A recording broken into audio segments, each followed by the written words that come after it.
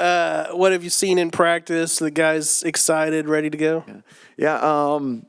First and foremost, it's always a blessing to be able to practice this time of year. And toward February, guys aren't as excited maybe in practice, but now there's always a little more pep in the step. And the good thing coaches are always worried about motivation during the year, but you never have to worry when it comes to March Madness. And everybody knows you lose, you go home, and nobody wants to put the jersey up. So everybody competes at obviously a real high level.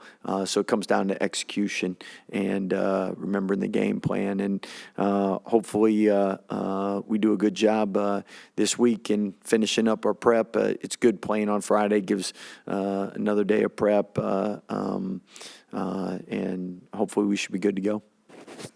You said the other day, you talked about Josh, obviously their guard, but any more kind of X's and O's, that kind of thing on Mississippi State? What can you tell us about them? Well, they play the same defense. We used to play the no-middle defense. Very athletic group. Again, any team that Coach Jan's coach is going to be very tough, physical, good rebounding team. But they really get out in transition. And that's one thing. You can't give up easy baskets in any close game. So top 20 transition scoring team. So makes misses. Got to make sure we set up our defense. Just looking at the game notes, sixth straight year that y'all have been in the tournament, program record. What do you think that says about the longevity of this program, where it's at right now? And then obviously in the day and age of the transfer portal, just being able to keep doing that. Yeah. I didn't even know it was 6 straight years, but there's 364 schools, and it's really a blessing each and every year when you're in it. And heart goes out to West Virginia, especially. I know we've been first 4 out, and I know that feeling. And that was the last time I think we didn't get in. And with that, nowadays there's so much more attention going into it. And what was there, 111 brackets that had them in it, and so I mean that's got to be tough. But with our guys, we're just happy that we're still playing. And the good thing about March Madness is we all know no one can predict it. That's why there's no perfect bracket after the first week. And with us, we just want to control what we can control. Make sure that putting our best foot forward. And this year's a little different going into this tournament. We're the only team in 4 years to be a top 3 seed. And so you've always been the hunted. Now it's a little different being on the other end of things. When we spoke to Jeremy, Jaden, and Norchad in Kansas City, they seemed, super excited, but also businesslike about their approach to March. Or what are they bringing to the locker room, or if messages for the younger players, if at all? Well, it becomes real when like you have that senior night and you're like, man, that's the last game I'm going to play in the Foster. And then it becomes real also at the conference tournament when it's run just like the NCAA tournament. And that man, this season could be over, and that's the last you put on a Baylor jersey. So now there's no doubt for all of us. Everyone knows you lose, you go home. So that's why, again, NCAA tournament team time, coaches don't worry about motivation. It is always better to have more experience than less going into a tournament, and hopefully with Norchad, Jeremy's Final Four experience, with the guys on our team that have been there and a part of it. I wish Josh could travel. He still can't travel with us, Ojawuna, because he has a couple years experience, and that's always good just to – and guys talk to the peer pressure, and a player-led team's always better than a coach-led team. Those guys feed off of that wisdom and knowledge, but definitely you like having a couple guys with Final Four experience on your team. Coach, you've talked a lot about being the hunted. How would you say the team has embraced this hunter's mentality getting ready for the tournament? Well, I think, right away, that being the 9th seed, you're not the higher seed. And if you win, you're probably playing the number 1 seed, not the higher. So all tournament long, you're going to be the underdog. Coach, for the tournament itself, what are some things outside of the tournament that you're excited for the players to experience? Well, I think the NCAA really does a great job. When you arrive at the hotel, usually they're decorated. There's signs, different stuff up, and then you get to the arena, and I mean everything's it's big, it's nice. Players get their different gifts and whatnot, but you just feel like it's different. And that different brings excitement, and a lot of media. I remember the first time we ever went to the NCAA tournament. I was at Valpo with my dad, and it was 95. And you'd go to the arenas and remember all the old satellite trucks. Like you couldn't even get close to the arena because there would always be 3 rows of all the big satellite trucks and everything. Nowadays you don't have as much of that, but still you have a lot of media attention and a lot of people and a lot of buzz. Scott, not a lot of 5'11" guards averaging 19 a game for like Power 5 schools. Like, what makes Josh special? Well, first of all, people that are listed 5'11" usually aren't 5'11", second of all, we've had a lot of smaller guards and that have been really successful, and usually it starts with you gotta have a great outside shot. And Josh is one of those guys that we call it logo range. I mean, he's shooting past the NBA line. So now that moves you out, which allows their speed and quickness to get by you as well. And he's somebody that you can play great defense and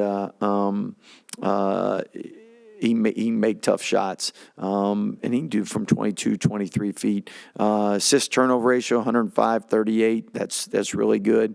And going into everybody's game, I mean, he's the guy. And last 5, he's averaging 23, and before that, he was averaging 19, and no one's been able to stop him yet. If you do get Duke, do you just treat that as a road game? Yeah, it would be a road game, that's for sure. So I actually got some family members in Raleigh, and I think there's 11 of them, but that still doesn't fill the arena. But that would be a blessing. Anytime you get a second game, that means you won the first. So that's the goal, to keep playing. Scott, I don't think you've ever had a year where the rotation has never been settled, really. Not to bring up bad. If you get Langston back, does that change things again, or how does he factor in terms of the rotation and stuff? Well, the great thing about Langston is he. I was talking with Coach Armstrong yesterday, and he's like, I've never been around a guy who could not practice and step in and be able to play and be efficient. And he's had so much practice of that because the last couple of years, it's been a lot of that where no practice, recover, do the bare minimum, but then be ready to go. And one thing about Langston is being in the program so long, he has a great knowledge of our offense, our defense, and because of that, the speed in which he plays, he doesn't get sped up. So if there is a guy that's limited on practice time, so that he's ready to go in the game and be able to be successful, it's him. So that's a good thing. Outside of Josh, they've had a tough time shooting the three, but also defending the three as well. Going into this game, obviously you want to take and make a lot of three-pointers, but has that changed up how y'all are going to go defensively and anything schematically on offense as well? Yeah, I think I'm laughing because our staff feels that we've had more players shooting 20% or 15% or 10% make shots against us than anybody in the country. So it really doesn't matter what their numbers are. People seem to make shots against us, especially from three. So with that, I mean, it is March Madness. So they got guys that haven't made as many shots because people played good defense and made it tough on them. That's what we got to do. And if you can test a shot and they make a good shot over you, you can live with it. What we can't do is give them open shots from three. And again, they got guys on the team that are more than capable of going 4 for 4 from three. And we know threes count more than twos, so you got to do a good job defending that. At the same time, they are really good at getting into the paint and finishing. Got a lot of athleticism. 6'5", 6'7", 6'7", 6'10". So besides Josh, a lot of guys that are capable of finishing in the paint. So we got to do a good job with that. You mentioned earlier that the tournament just has a different feel to it, and you've had freshman phenoms in the past that have had to do that for the first time. Mm-hmm. How do you think VJ's really responding to that, preparing for this tournament and being on that big stage as such a high-profile guy? Well, I think the first thing for VJ is the great thing about him is he doesn't have to make shots to help us win, and because of that, usually you can control your rebounding effort, you can control your defensive effort, getting assists and being sound with the ball, you can control. So really it comes down to that's the one thing coaches can't control. It's a good shot, ball goes up in the air, go in or not. But since VJ affects the game in so many areas, the more you can control, usually the more successful you are.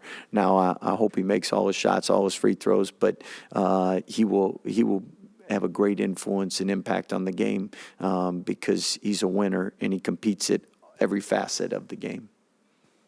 Anybody else? I'm sorry. You got an and one. Yeah, and one. You're going into this tournament, like you said, you're now the hunter instead of the hunted. I was just curious if you've had time or if this will be after whenever your tournament run ends, what you're going to take away from the season, or if there are any lessons to have learned from this season. I think first thing you always have these lessons and things that you want to change or make sure you do better in the future, and you keep notes. But at the same time, how things always finish have a great impact on things. So. Meaning if we make it to a Final Four or national championship, maybe you're not schematically or whatever changing as much stuff. But I do know every year there's things you're going to change and try to make better. I would think this year having more depth would be obvious. Because nowadays, I was watching Jared Butler play last night for a minute, and I don't know, I thought I heard this, but they have 11 guys out right now. 11 out, like we think we have it bad. 11, that's a whole team out. But at the same time, they can replace them all, and in college, unfortunately, you can't. And that's the thing that's tough with NIL is normally better players want money, and when that money's out, there's not as many players to choose from. So it leads to less depth on teams, and you got to divide and decide how you just want to do all that. It's this new Raid commercial with bugs. You did one once before. Like, are you comfortable with this now? Are we going to see more commercials? Yeah, you could probably see some more commercials in the near future, but. It's just cool. Shout out Ray for having me, for letting me partner. The first year went well, and then when they asked me to do the opportunity the next year, it was a no-brainer, especially with Bugs being here too. So it was a cool little thing we did. All the focus is on Mississippi State, but obviously in the same region, same section with Duke. Did you hear from some of those guys, and did it excite you, or did you not maybe want to play them? It's not like I don't want to play them, but it's like we still got another opponent in front of us, so we got to lock in on Mississippi State, and then obviously they got to lock in on whoever they play for the 116 game. But yeah, it's exciting, especially being back in Raleigh and then being able to have a chance to play Duke. So we just got to take it one game at a time and then see where everything lands. Coach speculated the other day that He said, I bet Jeremy probably has bittersweet feelings seeing Duke out there. Like, what was your reaction to seeing that potential matchup? Yeah, no, I was surprised because I mean, a couple of brackets had us playing Duke, but most of the brackets I saw had us playing, like Michigan State and Auburn or like Alabama. I didn't think that we are going to actually be in their region, but when I seen the matchup, I mean, it was just, I kind of laughed. Everybody started looking at me. A couple people texted me, and some of the coaches just like give me like the eye emoji. But yeah, no, it's exciting. But we just got to take it one game at a time and then see where everything lands after that. Rob, what has Jeremy meant to this team and to you as a point guard? I mean, from the beginning, from the summer, he's just been like a older guy, big brother. Like, I mean, just helping me, teaching me things on the court, then just showing me how college works, things like that, how to manage your time, how to get your work in, still have to practice and things like that. Because after a long day of practice with Coach Drew, you might be a little tired. But, I mean, just all the adversity he's been through this year with concussions and things like that. I mean, it's just good to have him here and ready in March. Rob, how excited are you and your other fellow freshmen to be playing, and did the Kansas City experience prepare y'all at all for what y'all are going to see at the end of the week? I mean, we're super excited. It's going to be our first chance playing in March Madness, so it's a big accomplishment for a freshman. And then playing in Kansas City definitely helped. I mean, playing a tough team like Texas Tech and battling back from down and them making like 12 threes in one half. I mean, to overwhelm that storm and have a chance of winning, I mean, it just was a good feeling. Jeremy, Scott told us before that it's just a different feel for the tournament. I mean, how have you kind of passed that along to everybody else, just maybe that knowledge of, hey, this is going to be a different environment than what you're accustomed to? Yeah. I mean, yeah, it's different, especially, I mean, in the conference tournaments, it's different, especially, I mean, some teams know that they're going to make the tournament, so it's like, all right, we got another game, even if we lose. But in the tournament, it's different. It's just a different atmosphere. The fans are always hyped. The game's always crowded. It's always a back and forth game because everybody's season's on the line. I mean, you got fifth-year seniors, you got seniors who don't have another year of eligibility, so they're playing that much harder. So every game is going to be a dogfight. So I mean, you just got to be locked in from the jump. I think just coming out and being the aggressors and not being like timid and kind of easing your way into the tournament, being the aggressor is the biggest thing, and like making sure you dictate the pace. Just kind of going off of that, Coach Drew has talked a lot about how you guys are the hunted. People want to take you down and take you down quick. How have you guys embraced that mentality of being the hunted, and how much do you want to go hunting? I mean, we're definitely still the hunted, but I think we're more of the hunters now. Just seeing everything that we've been through this year, everybody writing us off and stuff like that coming to the tournament. So we definitely got that hunter's mentality and trying to just go out and take every win. And I mean, that's really the motivation. It's not really. I feel like we're not really the hunted right now. We're more the hunters. So just coming and being the aggressors and setting the tone early. Jeremy, coming into this year, I'm sure you had goals for yourself. Obviously, it's been an interesting year in terms of just all the injuries. Obviously, you had the concussions. How would you describe this season, and how blessed are you to still, be playing and have this opportunity? Yeah, it's been a weird season. It's been a weird season. I mean, I came in with expectations to be this or that. Like, it's my last year too, but like once you go down with 2 concussions in 1 year, like it's a little hard to shake back for sure.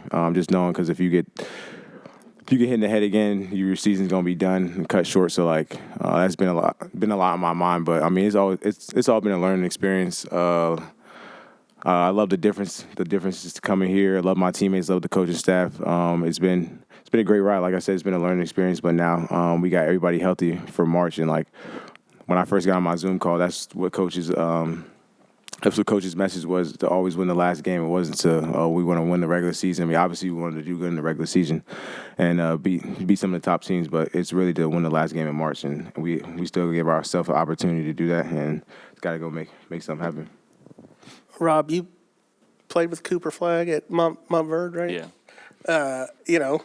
What would that be cool to, obviously get the opportunity to go up against him? I mean, yeah, definitely. It would be cool. I mean, when the bracket, when it got announced that we could possibly play them, I mean, still the focus is on Mississippi State, most definitely. But, I mean, he texted me and sent me like a little hand covering her face emoji, something like that, just because he seen we could play each other. And then I already played Liam this season, so it would be cool to play another teammate for sure. Rob, with all the changes like Bryce was talking about, y'all have been constantly changing the rotation. You've been one of the constants, I guess. You and Norchad maybe might be the only one. What has that been like, and just that constant change? How have you handled all of that? I mean, it's been up and downs. I mean, it's games. I mean, just with the toughness in the Big 12, and then just with our team, we got a lot of talented guys, so every night might not be a night. And then with us switching things up, I mean, we've been through a lot of injuries and adversity, so it's like you playing with a different group almost every other game, so you never know how the game going to go or, like, how things going to go. So, I mean, just learning through that and just getting through it and making it here to put ourselves as ninth seed, I mean, we just blessed and just got to give God the credit for it. Jeremy, for the uninitiated, what's the basketball culture like in North Carolina? It seems that they take it pretty seriously down there. Yeah, no, it's gonna be all blue out there for sure. Just being so close. I don't know. The basketball culture is big out there. I mean, you got NC State, you got Wake Forest, you got UNC, you got Duke, obviously. But they take their basketball very serious. They call themselves the Hoop State out in North Carolina. I think the DMV still has the best hoops out.